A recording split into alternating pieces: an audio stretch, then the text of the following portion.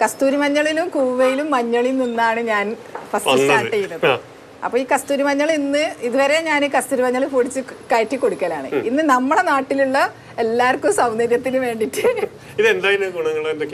ഇത് പാട് പോവാനും നല്ലതാണ്. പിന്നെ ഈ എണ്ണമയുള്ള ചർമ്മത്തിന് ഇത് തൈരും കൂട്ടി തേച്ചാല് അത് കുറവായിരിക്കും, നല്ല ആശ്വാസമായിരിക്കും. ഈ തേന് ഇതിൽ ചേർത്തിട്ട് തേക്കുകയാണെങ്കിൽ മുഖത്തിന് നല്ല മിനുസും ചുളിവ് പോവാനൊക്കെ വളരെ നല്ലതാണ്.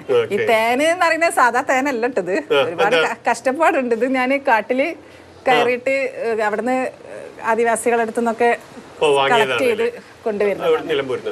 നിലമ്പൂര് കാട്, പിന്നെ നമ്മളെ രാജപാളയത്ത് അവിടുത്തെ കാട്.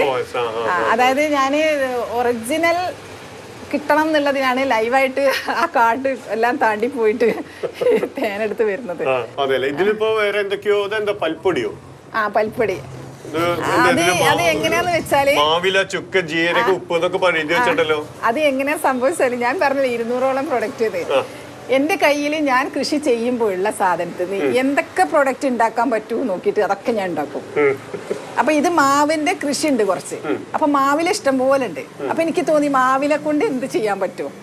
അങ്ങനെയാണ് മാവില പൊടിച്ചിട്ട് ഞാൻ തന്നെയാണ് ചുക്ക് കൃഷി ചെയ്യുന്നത്, അല്ല ഇഞ്ചി കൃഷി ചെയ്യുന്നത്. അപ്പൊ ഇഞ്ചി ചുക്കാക്കിയിട്ട് ആ ചുക്ക് പൊടിയും മാവിന്റെ ഇലയും ജീരകവും അങ്ങനെയുള്ള സാധനങ്ങളൊക്കെ പാടെ ഇതിൽ കൂട്ടിയിട്ട് നല്ലൊരു പൽപ്പൊടിയാക്കി മാറ്റി. മഞ്ഞളെണ്ണ